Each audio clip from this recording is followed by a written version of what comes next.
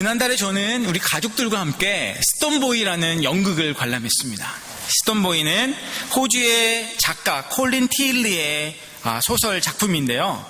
연극뿐만 아니라 영화로도 제작된 아주 유명한 작품입니다. 호주 남부의 외딴 바닷가에 스톤보이라고 불리는 한 소년이 그의 아버지와 함께 살고 있었습니다.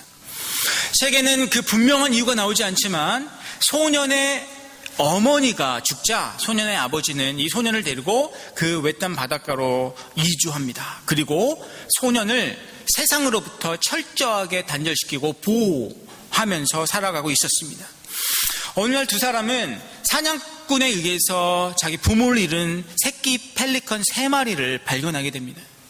아버지의 극심한 반대에도 불구하고 소년은 이 펠리컨을 집에서 키우기로 결심을 합니다.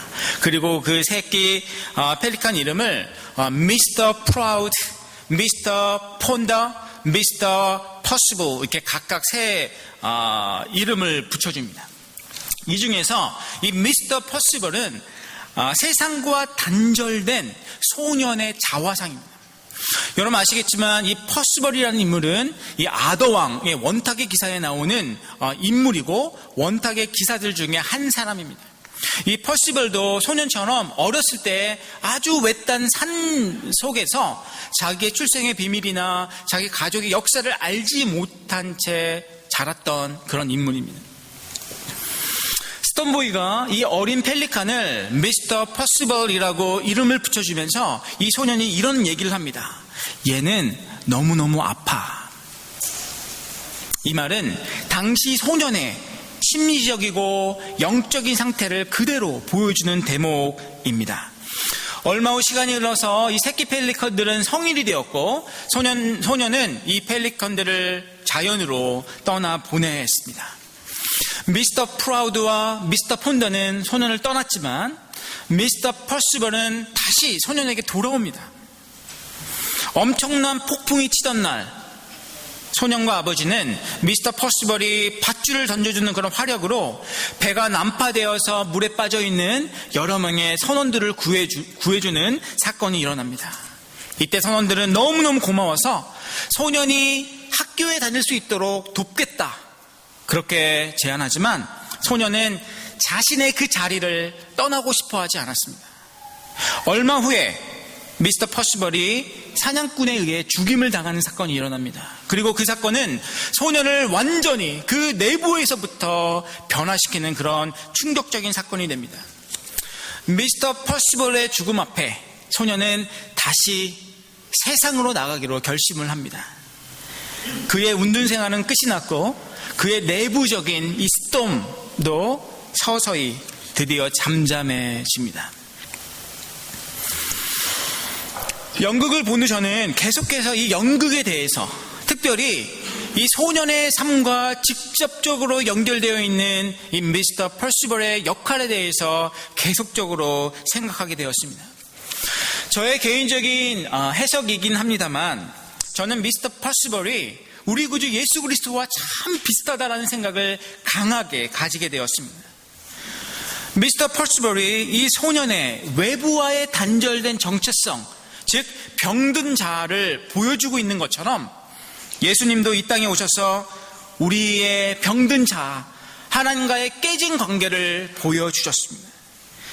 참 인간으로 오신 예수 그리스도의 삶을 통해 우리는 우리가 누구인지 또 어떻게 살아야 하는지를 정확하게 깨달을 수 있게 되었습니다.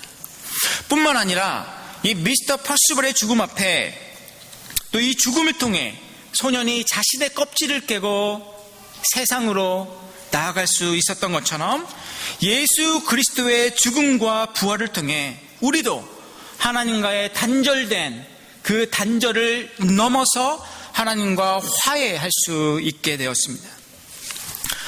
작은 펠리칸이 소년과 세상을 잇는 다리 역할을 해 주었듯이 예수님은 우리를 하나님과 연결시켜주는 유일한 통로 되십니다. 연극에 대한 반추가 여기까지 미치자 저의 마음속에 이 소년과 같은 또 한 사람의 스톤보이, 소년과 같은 급진적인 이 삶의 변화를 겪는 한 사람이 제 가슴 속에 떠올랐습니다. 바로 사도 바울입니다. 여러분도 아시다시피 이 바울의 원 이름은 사울이었죠. 그리고 그는 초기 그리스도인들을 아주 적극적으로 핍박했던 핍박자였습니다. 구제와 목회를 위해서 세움받은 7명의 집사님들 중에서 이 스데반 집사님을 돌로 쳐 죽인 장본인 중에 한 사람이 바로 사울입니다. 어느 날 사울은 다메섹에 많은 그리스도인들이 있다는 이 첩보를 듣고 그들을 잡아 옥에 가두기 위해서 그를 따르는 사람들과 함께 길을 떠납니다. 그런데 이 다메섹에 가까이 봤을 때 갑자기 강한 빛이 사울을 비추었고 그 빛 때문에 사울은 말에서 떨어집니다. 이때 한 목소리가 사울을 부르죠. 사울아, 사울아, 왜 나를 핍박하느냐? 나는 네가 핍박하는 예수이니라. 사울이 다시 눈을 떴을 때 사울은 아무것도 볼 수가 없었습니다. 3일 후에 다메섹에 살고 있는 예수님의 제자였던 아나니아가 사울을 위해 기도했을 때 비늘 같은 것들이 사울의 눈에서 떨어지고 이후에 사울은 다시 앞을 볼 수 있게 되었습니다. 여기서 이 사울이 3일 동안 앞을 보지 못하고 어둠 속에 살았다는 것에 주목할 필요가 있습니다. 이 3일은 예수님이 부활 전 누워 계신 기간과 정확하게 일치합니다. 즉 사울의 시력 회복은 그의 다시 태어남, 곧 중생을 의미합니다. 다메섹 도상에서 예수 그리스도를 인격적으로 만난 후 사울은 그전에는 보지 못했던 많은 것들을 볼 수 있게 되었습니다. 자신의 참 정체성과 비전을 볼 수 있게 되었고 하나님께서 자기에게 주신 독특한 삶의 목적을 깨닫게 되었습니다. 다메섹 도상에서 그는 하나님의 은혜로 철저히 변화되었고 이후에 그는 하나님의 능력으로 세상을 변화시키는 사람이 되었습니다. 이처럼 예수님과의 만남, 하나님과의 화해는 우리의 정체성을 회복하고 우리 삶의 목적과 방향을 깨닫게 되기 위한 유일한 통로입니다. 예수님을 인격적으로 만나지 못한다면 우리는 우리의 생각과 우리의 의로 가득 차서 우리가 가고자 하는 다메섹으로 걸음을 재촉하지만 그 길은 앞을 보지 못하는 소경처럼 늘 혼란스럽고 어두울 뿐입니다. 하나님과의 관계 회복을 통한 바른 정체성 확립은 목적이 이끄는 삶을 살아가는 데 있어서 너무너무 중요한 과정입니다. 오늘 설교 제목이 이세와 정체성이지만 사실 바른 정체성 확립은 2세들의 전유물이 아닙니다. 우리 모두의 과제이고 우리 모두의 이슈입니다. 그럼에도 2세와 관련해서 이 정체성 이슈가 크게 부각되는 이유는 우리 1.5세 2세들, 전 2세로 명명하겠습니다. 2세들이 살아가는 삶의 정황 때문입니다. 에릭 에릭슨이라는 이 심리학자는 정체성 확립을 청소년기의 제일 중요한 과제라고 말했습니다. 청소년기가 되면서 아동기 때의 모든 생각과 삶의 스타일을 버리고 앞으로 사회에 나가서 살게 될 새로운 패러다임을 추구하면서 삶의 패러다임 자체를 완전히 바꿔버리는 이 과정을 개인 정체성 형성이다라고 명명하였습니다. 그런데 우리 2세 자녀들은요, 더욱 복잡한 정체성 형성 과정을 겪게 됩니다. 왜냐하면 개인 정체성뿐만 아니라 민족 정체성 형성 과정을 동시에 거치게 되기 때문입니다. 한국에서처럼 한국인이 다수인 이 삶의 컨텍스트, 이 단일 문화 상황에서는 민족 문화 정체성은 그렇게 크게 부각되지 않습니다. 그러나 호주에서처럼 한국인이 소수 민족이고 앵글로색슨 문화가 주류인 사회에서 우리 자녀들은 어느 부류에 뿌리 내리고 소속돼야 할 것인 것을 끊임없이 심각하게 고민하게 됩니다. 이처럼 개인 정체성과 민족 정체성 형성이 동시에 일어나는 소위 이중적 정체성 형성 과정을 겪기 때문에 이민 자녀들의 정체성 형성은 이 청소년기는 일반 다른 청소년들보다 훨씬 다단하며 혼란스럽습니다. 우리 아이는 큰 어려움 없이 청소년기를 보냈는데요 라고 하시는 부모님들도 계실 것입니다. 맞습니다. 그런 자녀들도 있습니다. 그러나 정체성 형성 과정은 정말로 다양합니다. 저는 박사학위 논문에서 2세 자녀들을 위한 새로운 커리큘럼 모델을 연구하였습니다.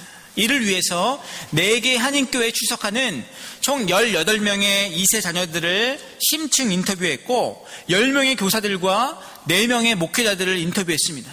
그 14명의 교육자들 중에서 6명이 1.5세, 2세 출신 교사들이었습니다. 그 결과 발견한 것은 이 정체성 형성과 관련해서 정말로 다양한 경험, 정말로 다양한 과정을 거쳐가고 있더라라는 것입니다. 어떤 학생들은 자신은 한 번도 정체성에 대해서 고민해 본 적이 없다라고 진술한 학생들도 있었습니다. 두 학생의 경험을 잠깐 소개하겠습니다. 이 두 학생은 자신을 퓨어 오스트레일리안이라고 자신을 소개하였습니다. 학교에서도 백인 친구들하고만 어울리고 아시아 친구들하고는 별 교류가 없다라고 말했습니다. 그런데 이 친구들에게 그러면 한국인 2세로서 이 호주에서 살아가는 것이 어떤 점이 가장 어렵니? 라고 제가 물어보았습니다. 그때 이 두 학생 모두 동일하게 같은 이야기를 진술하였습니다. 그 무엇이었냐면 호주 백인들이 자신들이 영어하는 것을 듣고 어떻게 영어를 잘하냐고, 어떻게 이렇게 발음이 완벽하냐고 칭찬할 때 가장 기분이 나쁘다는 것입니다. 이게 왜 기분이 나쁠까요?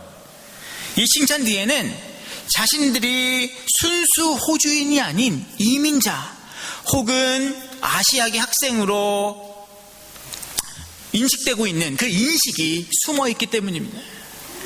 자기 자신은 퓨어 오스트레일리안으로 생각하며 그렇게 살고 있는데 정작 다른 백인들은 자신들을 그렇게 대하지 않을 때에 이 박탈감과 상실감은 큰 상처가 됩니다.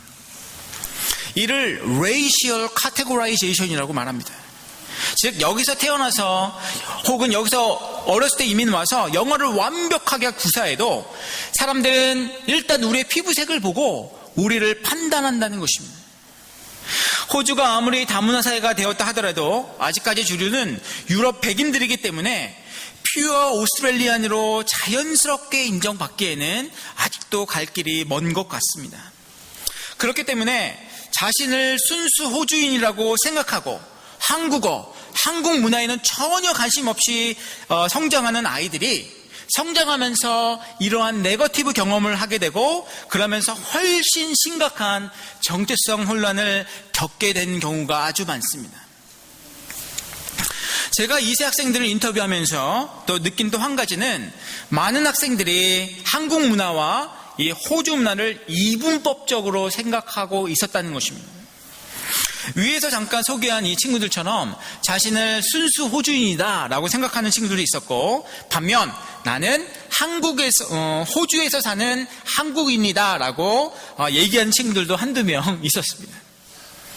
자신을 어떻게 소개해야 하느냐와는 관계없이 대부분 공통적으로 이 두 문화, 이 호주 문화와 한국 문화 중에 하나를 선택해야 될 것 같은 그런 생각을 의식적이든 무의식적이든 하고 있었다는 것입니다.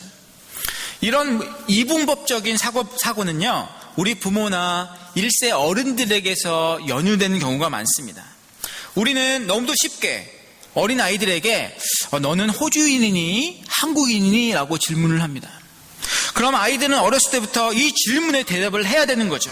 그러면서 자연스럽게 둘 중에 하나를 택해야 하는 그 문화에 익숙해져 버립니다. 그러나 이런 이분법적인 사고는 우리 2세 자녀들이 호주에서 건강한 정체성을 형성하는 데 있어서 아주 큰 걸림돌이 됩니다.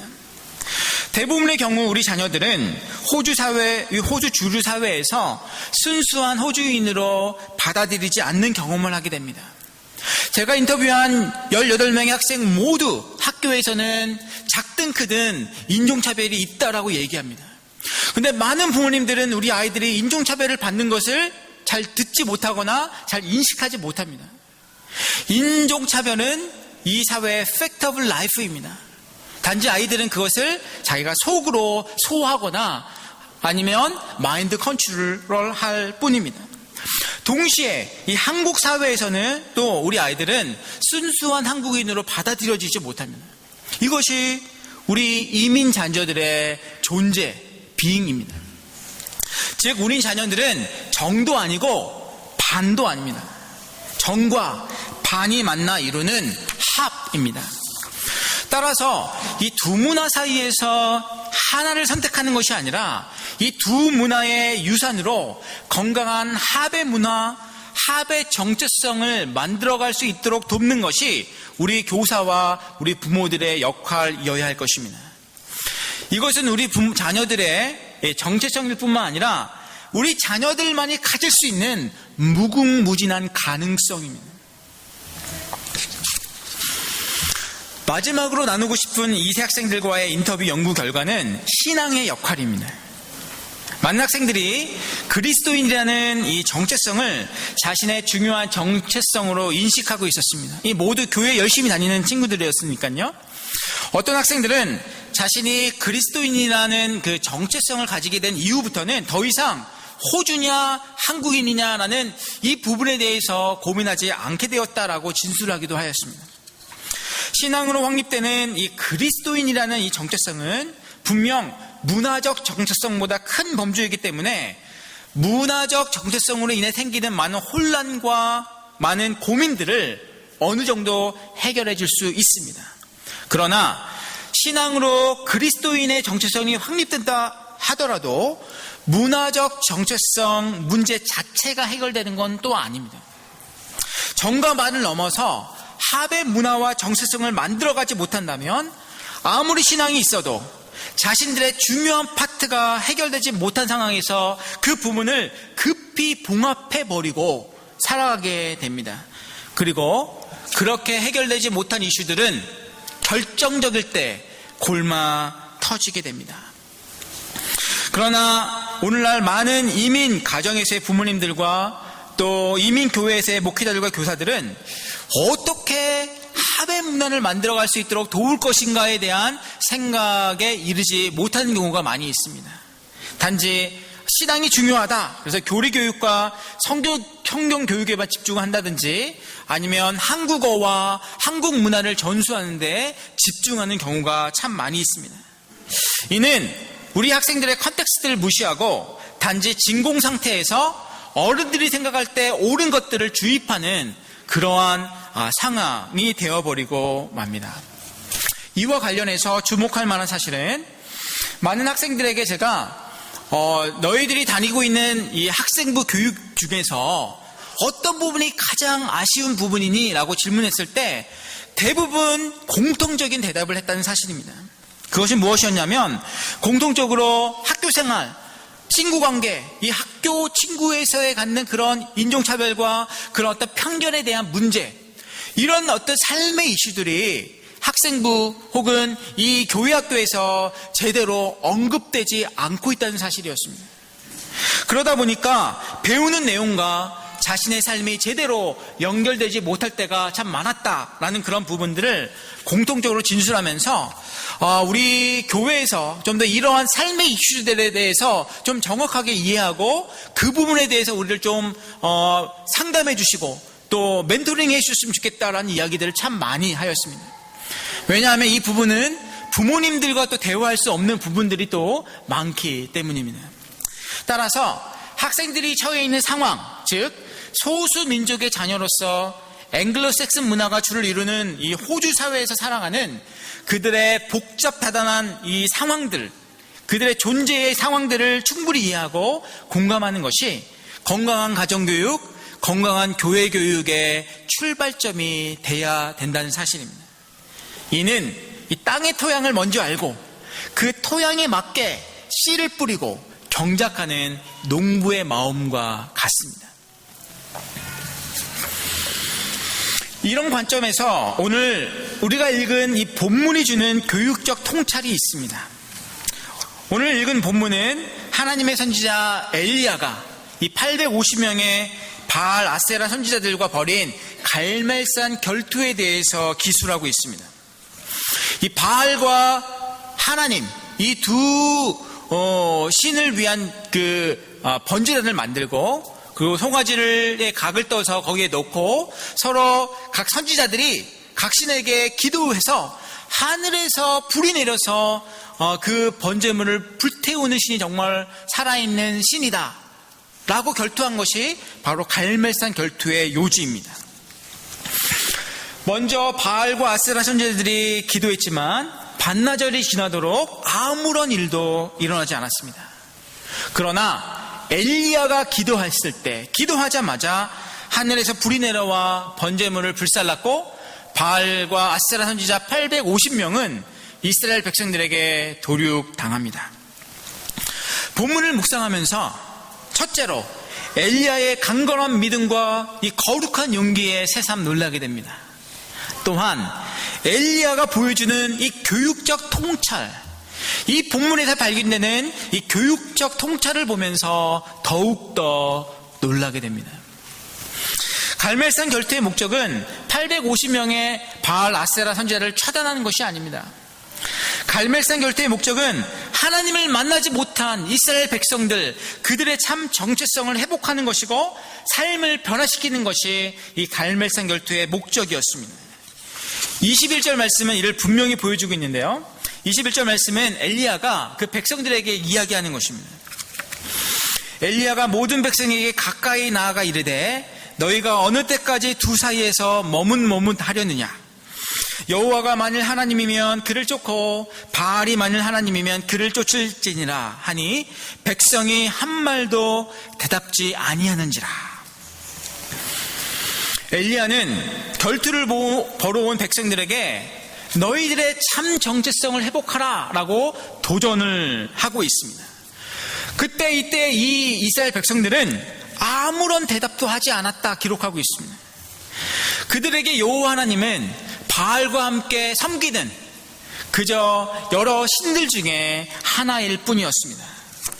사실 이 대답은 엘리야가 이미 예상한 반응이었을 것입니다.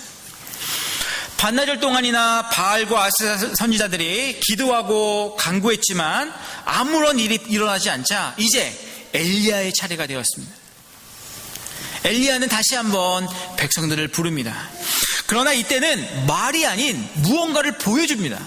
이 30절 보니까 엘리야는 백성들 앞에서 여호와의 무너진 단을 수축했다라고 기록하고 있습니다.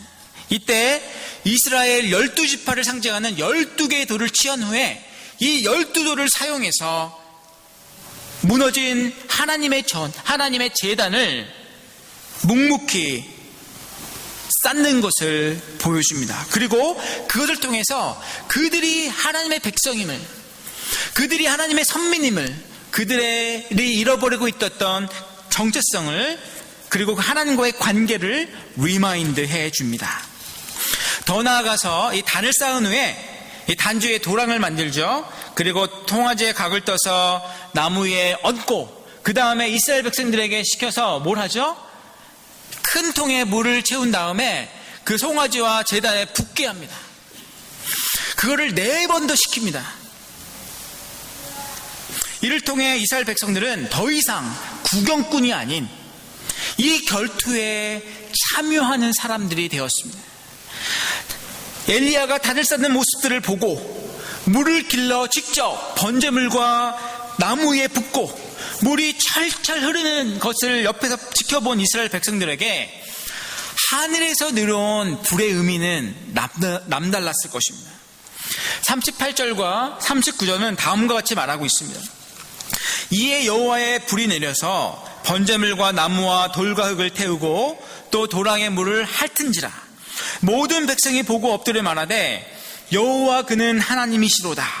여호와 그는 하나님이시로다 하니. 초반에 엘리야가 하나님과 바알 중에서 하나를 택해라고 도전했을 때 이런 반구하지 않았던 모습과는 180도 달라진 모습입니다.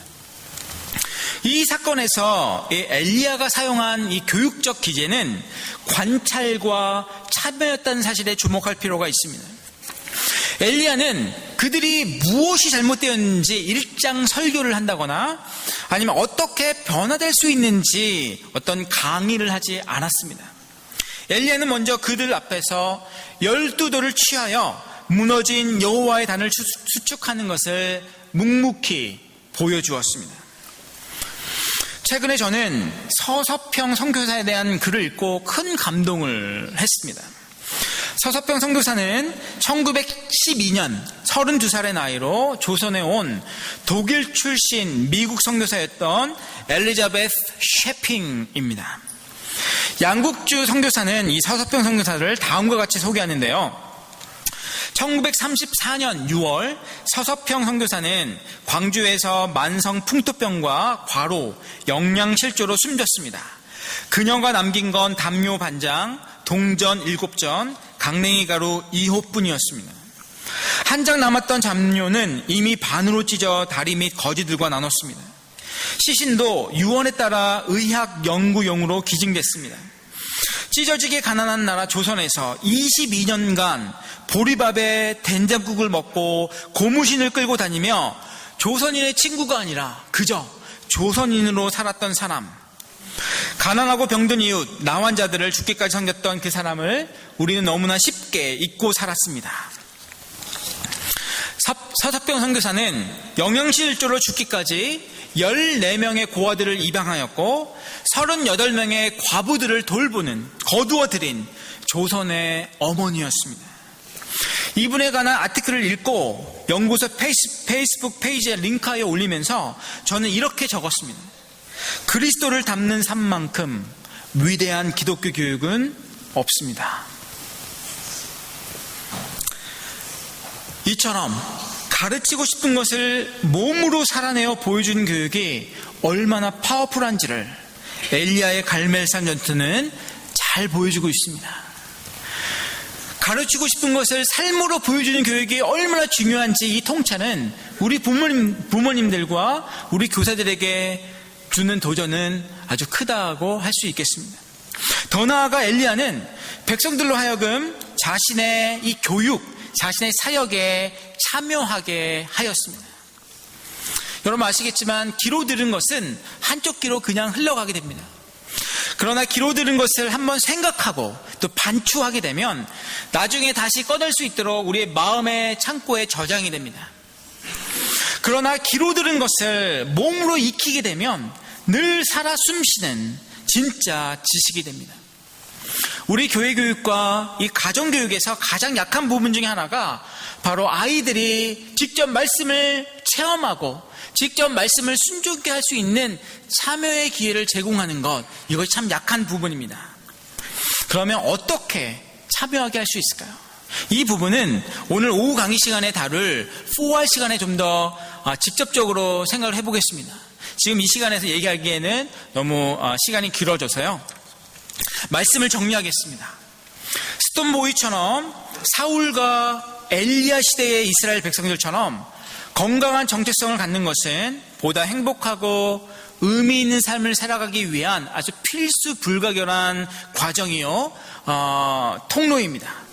이는 우리 자녀들에게도 예외 없이 적용됩니다.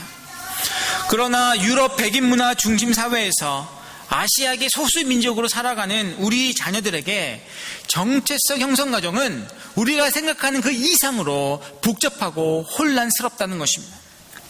그렇기에 이 자녀들이 정과 반이라는 이분법적인 선택이 아닌 정과 반을 아우르는 건강한 합의 문화를 만들어갈 수 있도록 우리는 도와야 하고, 또 레이시얼 카테고라이제이션이나 인종차별과 같은 부정적인 경험을 아이들이 했을 때 이 부분들을 긍정적으로 승화할 수 있도록 도와야 하고, 더 나아가 그리스도인의 정체성이 이들의 문화적 정체성 형성에 귀한 토대가 될 수 있도록 도와야 합니다. 갈멜산 전투에서 엘리야가 보여준 이 관찰과 참여가 강조된 이 교육을 가슴에 새기고 여러분의 자녀들을, 학생들을 귀하게 양육하고 돕는 여러분 되시기를 주님의 이름으로 축원합니다. 아멘. 기도하겠습니다. 은혜가 풍성하신 아버지 하나님, 은혜를 감사드립니다. 하나님, 예수님도 이민자셨고 사도 바울도 이민자였고 아브라함도 이민자였고 이삭도 이민자였습니다. 하나님, 이민자의 삶을 살아가면서 하나님의 그 마음을 더 깊이 느끼고 하나님 통감할 때가 참 많이 있습니다. 하나님, 저희들을 이민자로 불러주셔서 감사드립니다. 그냥 이민자가 아니라 하나님과 함께 그 순례의 길을 걸어가는 신앙인의 이민자로 불러주심 정말로 감사드립니다. 하나님, 또한 저희들에게 우리 자녀들을 또 신앙인으로 가르쳐야 되는 그 의무를, 책임을 하나님 저희들에게 주셨습니다. 하나님, 그러나 저희의 힘으로는 우리 자녀들을 제대로 교육할 수 없음을 고백하지 아니할 수 없습니다. 하나님, 저에게 지혜를 주시옵소서. 하나님, 저에게 성령 충만함의 은혜를 더하여 주시옵소서. 하나님, 저희가 변화될 수 있도록 도와주시고 더 배울 수 있도록 도와주시고 더 열려질 수 있도록 도와주셔서 하나님, 우리 자녀들과 또 우리 교회에서 자라는 우리 커뮤니티의 우리 자녀들을 위해서 기도하며 양육하며 하나님, 이 길을 함께 나아가는 하나님 저희 모두가 될 수 있도록 하나님 축복하여 주시옵소서. 이 모든 말씀을 구원하신 예수 그리스도 이름으로 간절하게 기도드리옵나이다. 아멘.